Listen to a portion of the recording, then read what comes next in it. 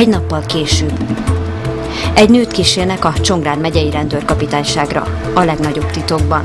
Sem a nevét, sem az arcát nem ismerhetik meg, mert védett személy. Fontos szerepe van abban, hogy Magda Marinkót beazonosították.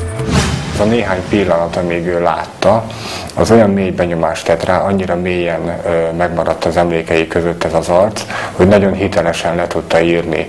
A nők és a gyerekek ugyanis nagyon jó megfigyelők.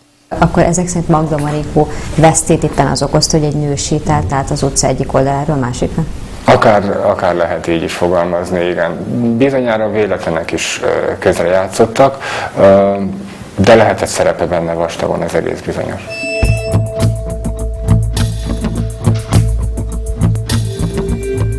Ez volt az első kép az addig fantomként gyilkoló Magda Marinkóról, akinek egyébként Fantom a beceneve. Úgy tűnt, Kecskeméten Horvátik és a Zénagy család kivégzését is ugyanazzal a fegyverrel követték el. A hüvelyeket már a fegyverszakértő vizsgálja. Kovács Lajos egyre közelebb jár Magdához, szinte a sarkában van, szorosan a nyomában. Most már csak azt kellett eldönteniük, hogyan kapják el az edzett, nagyon erős és nagyon gyors Magda Marinkót. Kovács Lajos úgy gondolta, hogy ha bevetik a magyar kommandót, könnyen meghalhat valaki.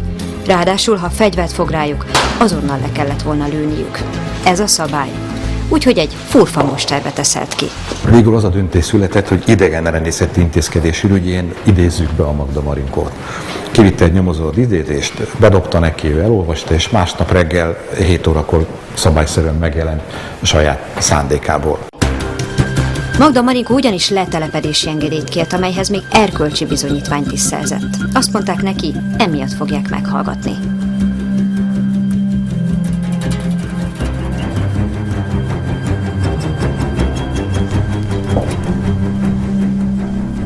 És ezzel besétált a kelepcébe. De előtte olyasmi történt, amire az őt kihallgató Kószó Zoltán rendőrtiszt álmaiban sem lehet volna gondolni.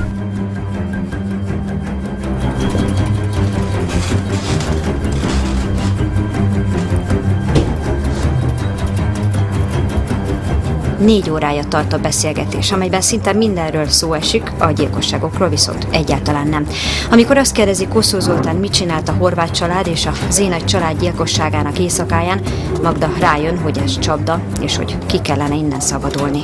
És ahogy lehajoltam az írógépén, láttam, hogy a Magda feláll, és egy lépést tesz felém. Ezt hogy látta? Hát kinézett oldalra? De hát nagyon közel voltunk egymást, aztán 3 métert lehajoltam, és oldalt a hónom alatt ráláttam majd a lábára. Dulakodás, húzavona.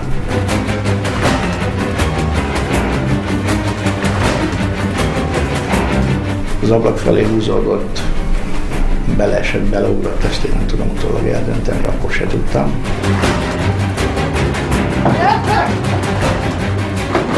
Néhány másodperc múlva berontottak a kollégáim, és akkor végül is 5-en lebirkóztuk. Ez már elegendő volt ahhoz, hogy Magda Marinkót hivatalos személy elleni erőszak miatt előzetesben tartsák.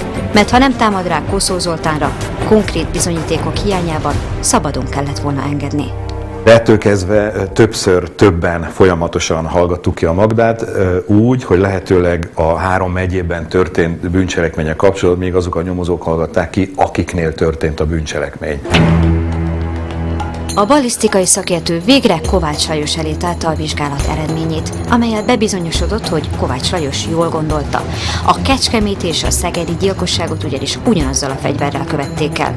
Ezzel az úgynevezett Skorpióval, amely igen közkedvelt volt akkoriban Szerbiában. Kicsi, vagyis elfér egy kabát alatt, és viszonylag könnyű is. Amikor a fegyver előkerült, kiderült, hogy a lövéseket Magda Marinkó Skorpiójával adták le. Ez ugyanúgy, mint hogyha az ember ugye vesz egy cipőt, előbb-utóbb elkezdi hordani természetesen, máshogy fog kopni, máshogy fognak a különböző elváltozások keletkezni rajta, ezért más nyomot is fog hagyni. Ugyanez vonatkozik a fegyverekre is, hiszen fém a fémmel kapcsolatba kerül, ott természetesen maga a csőnek az anyaga, illetőleg ezek a különböző alkatrészek, azok keményebbek, mint a hüvely, illetőleg a lövedéknek a külső köpenye, ezért fognak ezek az elváltozások keletkezni. Ez már bizonyíték volt, csak hogy egyáltalán nem elegendő egy ítélethez. De térjünk vissza ide, Kecskemétre, ahol találtak valamit, amely egyértelműen bizonyította, hogy Magda Marinkó ott járt a gyilkosság időpontjában. A Horváth Antal gyilkosságának a helyszínén Kecskeméten a holttest lába alatt volt egy cetli, ezt még a helyszíni szemlén találták a nyomozók, és a cédulára az volt írva, legalábbis úgy emlékszem nagyjából, hogy Marinkó hívt fel XY-t egy szórakozó helyen. Egy üzenet. A cetli véletlenül eshetett ki a zsebéből, de hiába szerepel rajta a neve, ez is csak közvetett bizonyíték. Úgyhogy most már azon gondolkozott a nyomozó, hogyan bírja vallomásra Magda Marinkót. Végül úgy döntött, hogy a cetlit a Magda házában lefoglalt tárgyak közé rejtik. Felismeri a tárgyait? Igen. Ez is az öné? Igen. És hol hagyta ezt? A lakásomon a többi dolgaim között. Ezt Horváth Antal láb alatt találtuk.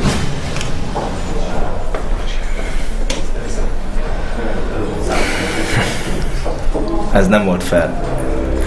És ezzel beismerte, hogy ő ölte meg a Horváth családot. Magda Marinkó vallomása alapján derült ki az is, hogy Farkas Helga nagynényét és ő folytotta meg, puszta nyerességvágyból. Ahogy az is, hogy Fehér Idának, a takarítónőnek véletlenül kellett meghalnia gazdag munkaadóinak házában, mert hogy ide is a pénzért tört be. Az én a család meggyilkolását viszont sohasem ismerte be Magda Marinkó, pedig Kovács Lajos biztos benne, hogy ő tette.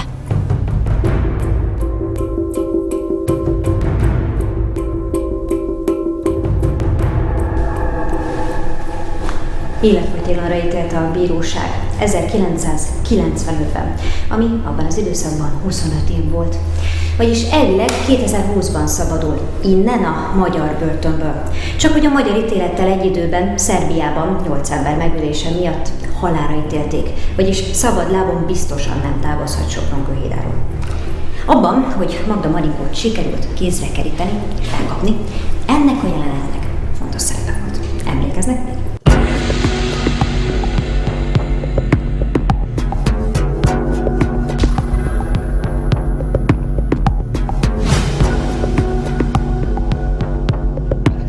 A szemtanú 3 napig gondolkozott azon, hogy merjen-e szólni a rendőröknek. Aztán végül megtette, pedig azonnal telefonálhatott volna. Ugye nem lett áldozat.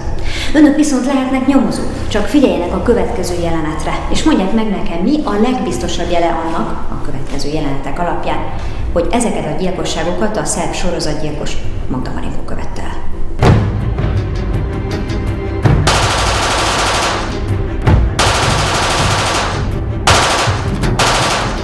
Ha rájöttek, telefonáljanak, küldjenek e-mailt, írjanak levelet, vagy mondjuk küldjék el az üzenetüket egy kiskamerás felvételen, azt is meg fogom nézni. Érdemes. 12 hét múlva ugyanis óriási nyeremények várják a legjobb magyar nyomozókat. Jövő héten megmutatom, hogyan kapták el Pándi Andrást, aki a saját családját tiltotta ki. Addig meg legyenek résen, és ne feledjék, önök is lehetnek nyomozók.